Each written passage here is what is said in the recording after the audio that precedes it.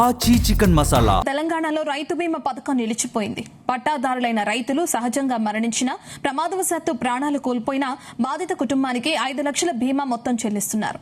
August 14వ తేదీన బీమా renewal కావాల్సిండగా ప్రభుత్వం ప్రీమియం చెల్లింపులు నిలిపివేసింది. దీంతో ఇక ఈ పథకం అమలుపై అనిశ్చితి నెలకొంది.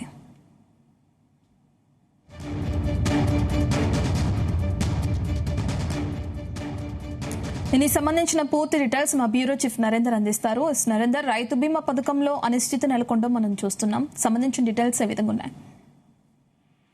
రైట్ రత్న, ఆగస్టు 14వ తేదీ నిన్నటితో ఈ రైతు బీమా స్కీమ్ సంబంధించినటువంటిది గడువు ముగిసిన నేపథ్యంలో రైతులు ఒక ఆందోళన అయితే మొదలైంది. ఇప్పటికే ప్రతిపక్ష పార్టీలు కూడా అధికార పార్టీపై తీవ్ర విమర్శలు చేస్తోంది. ఎందుకంటే నవంబర్ నుంచి మళ్ళీ కొత్త స్కీమ్ స్టార్ట్ చేయాలన్నటువంటి ఆలోచన రాష్ట్ర ప్రభుత్వం చేస్తున్నటువంటి నేపథ్యంలో ఖచ్చితంగా ఈ నవంబర్ నుంచి గనక చేస్తే వచ్చే ఈ 3 నెలల పాటు రైతులు గనక చనిపోతే వారికి భరోసా ఎవరిస్తారు అన్నటువంటి సందేహం ఉంది. ఎందుకంటే ఎవ్రీ మంత్ యావరేజ్ గా పదుల సంఖ్యలో చనిపోతున్నటువంటి నేపథ్యం ఉంటుంది. ఇయర్ని చూసుకుంటే కొన్ని వందల మంది చనిపోయే అవకాశం ఉంటుంది. అందుకనే రాష్ట్ర ప్రభుత్వం చాలా ప్రతిష్టాత్మకంగా ఆనాడు బీఆర్ఎస్ గవర్నమెంట్ లో రైతు బీమా స్కీమ్ ని తీసుకొచ్చింది. ఇది పూర్తిగా రైతులకు ₹1 కూడా చెల్లించకుండా రాష్ట్ర ప్రభుత్వమే భరిస్తున్నటువంటి స్కీమ్ గా ఇది ఉంది. ఎందుకంటే 5 లక్షల రూపాయలు ఎలాంటి ప్రమాదం జరిగినా కూడా, అంటే రోడ్ యాక్సిడెంట్ నుంచి మొదలు పెడితే పావులు గడిచినా, లేదంటే పొలాలలో ఎలాంటి ఇన్సిడెంట్ జరిగినా, జబ్బు వచ్చినా కూడా 5 లక్షల బీమా అనేది ప్రతి రైతుకు వర్తించేసినటువంటి పరిస్థితి మనం చూసాం. దాదాపు 7-8 ఏళ్లుగా కూడా ఈ స్కీమ్ కొనసాగుతున్నటువంటి నేపథ్యం ఉంది. బట్ ఈ 2.5 సంవత్సరాల నుంచి కూడా కంటిన్యూ అయింది. ఎందుకంటే రైతుల స్కీమ్ సంబంధించి చాలా ప్రెస్టీజియస్ గా కూడా తీసుకున్నటువంటి పరిస్థితి ఉంది. ఒకవేళ నిలుపుదల చేస్తే ఖచ్చితంగా రాష్ట్ర ప్రభుత్వానికి చెడ్డ పేరు వస్తుందన్నటువంటి భావన కూడా ఉంది. అయితే పాత స్కీమ్ ఎందుకు కంటిన్యూ చేయాలి, దీనికి పేరు మారిస్తే బాగుంటుంది అన్నటువంటి ఆలోచనతోటి ఈ ప్రభుత్వం, కాంగ్రెస్ ప్రభుత్వం భావించింది. అందుకనే ఇందిరమ్మ రైతు భరోసా అనేటువంటి రైతు బీమా లాగా ఒక కార్యక్రమాన్ని తీసుకొస్తున్నటువంటి నేపథ్యం ఉంది. అది నవంబర్ నుంచి ఈ కార్యక్రమాన్ని తీసుకురావాలన్నటువంటి ఆలోచన చేశారు. బట్ అది నిన్నటితో ఆ స్కీము పూర్తయింది కాబట్టి ఈ ప్రీమియం చెల్లించాల్సినటువంటి పరిస్థితి ఉంటుంది. ఈ ప్రీమియం చెల్లించే విషయంలో ఇంతవరకు చెల్లించకపోవడం వల్ల ఇప్పుడు రైతాంగంలో అందరూ కూడా ఆందోళన ఉంది. దాదాపు రాష్ట్ర వ్యాప్తంగా 42.16 లక్షల మంది, అంటే దాదాపు 42 లక్షల మందికి పైగా రైతులు ఉన్నారు. అంటే చిన్న, సన్నకారు, బడా రైతులందరూ కూడా, అంటే 5 గుంటలు ఉన్న వాళ్ళు ఎవరైనా రైతులే. ఎందుకంటే చాలా మంది కూడా కొద్దిపాటి భూమి కలిగినటువంటి వాళ్ళు కూడా ఈ స్కీమ్ కిందికి వర్తిస్తారు కాబట్టి ఖచ్చితంగా వాళ్ళందరికీ కూడా ఈ బీమా వర్తించే అవకాశం ఉంటుంది. యావరేజ్ గా 1,400 కోట్ల రూపాయలు రాష్ట్ర ప్రభుత్వం ఈ స్కీమ్ కింద ఎల్ఐసికి చెల్లిస్తున్నటువంటి నేపథ్యం కూడా ఉంది. కనుక 2026-27 సంవత్సరానికి రాష్ట్ర ప్రభుత్వం ఈ బీమా ప్రీమియం చెల్లించకపోవడం అనేది చాలా ఇబ్బందిగా ఎదురే అవకాశం ఉంటుంది. వాస్తవానికి గత ప్రభుత్వంలో 6 నెలలకు ఒకసారి కొత్తగా ఎవరైనా భూములు కొన్నా వాళ్ళు పేరు ఎంట్రీ చేసుకోవడానికి అవకాశం ఉండేదని కూడా వాళ్ళు చెప్తున్నారు. కానీ ఈ ప్రభుత్వం అధికారంలోకి వచ్చిన తర్వాత కేవలం ఏడాదికి ఒక్కసారి మాత్రమే మధ్యలో ఎవరన్నా భూములు కొన్నా కూడా రిజిస్ట్రేషన్ చేయడానికి అవకాశం ఉన్నా కూడా, బట్ ఇన్సూరెన్స్ పరిధిలోకి రావాలంటే మళ్ళా ఆగస్టు రావాల్సిన పరిస్థితి ఉండేది. బట్ అయినా కూడా వెయిట్ చేస్తున్నటువంటి రైతాంగానికి ఇప్పుడు మళ్ళా 3 నెలల పాటు వెయిట్ చేయాల్సిన పరిస్థితి వస్తుందంటే అది చాలా తీవ్ర ఇబ్బందులు పడే అవకాశం ఉంటుంది. ఒక కుటుంబం పెద్ద దిక్కు కనుక పోతే 5 లక్షల రూపాయలు కోల్పోయే అవకాశం ఉంటుంది. మరి దీని మీద ప్రభుత్వం ఎలాంటి స్టేట్మెంట్ ఇస్తుందో చూడాల్సిన అవసరం ఉంది.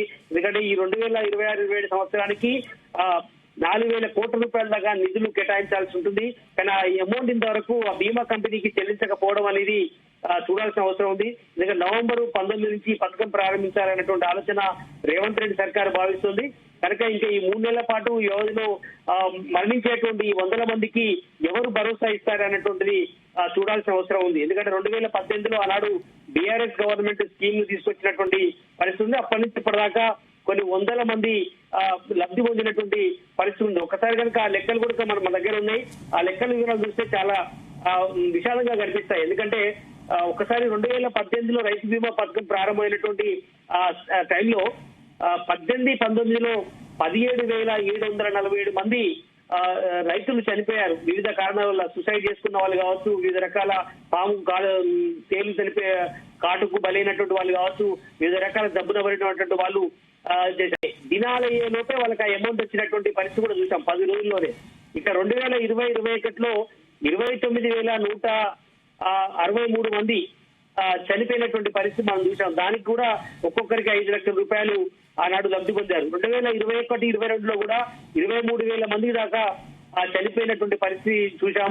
2022-23లో 23,555 మంది, 2023-24లో 26,000 మంది, 2024-25 సంవత్సరంలో 26,089 మంది, 2025-26లో 21,350 మంది రైతులు వివిధ కారణాల వల్ల చనిపోయినటువంటి పరిస్థితి మనం చూసాం. వారి కుటుంబాలకు 5 లక్షల రూపాయలు బీమా కింద వచ్చినటువంటి పరిస్థితి ఉంది. కనుక ఇప్పుడు ఇందిరమ్మ కుటుంబ బీమాకు 4,000 కోట్ల రూపాయల దాకా పెట్టాలనేటువంటి భావిస్తుంది. కనుక ఆ స్కీమ్ వచ్చేటప్పటికీ కూడా, కానీ ఈ మధ్యలో ఒకవేళ చనిపోతే రైతుల పరిస్థితి ఏంది, ఎవరు వాళ్ళని ఆదుకోవాలి, కుటుంబ దిక్కు అనేటువంటి ఆలోచన అయితే ఉంది. ఎందుకంటే సరే భూస్వాములు 5-10 ఎకరాల పైన ఉన్నటువంటి వాళ్ళు ఓకే, కానీ ఎకరం, అరెకరం, పావెకరం ఉన్నటువంటి కుటుంబం కనుక యజమాని చనిపోతే 5 లక్షల రూపాయలు అనేది చాలా ఇబ్బంది అయ్యే అవకాశం ఉంటుంది. కనుక ప్రభుత్వం దీని మీద చాలా సీరియస్ గా డిస్కస్ చేయాల్సిన అవసరం ఉందని కూడా ఇప్పటికే ప్రతిపక్షాలు కూడా చెప్తున్నాయి. ఒక బీజేపీ, బీఆర్ఎస్ పార్టీ కూడా రాష్ట్రంలో ఒత్తిడి తీసుకొస్తుంది. కానీ ప్రభుత్వం నుంచి మాత్రం వ్యవసాయ శాఖ నుంచి కానీ అధికారుల నుంచి ఇంతవరకు స్పందన రాని నేపథ్యంలో ఏం చేయాలన్నటువంటి ఆలోచనలో ఉంది.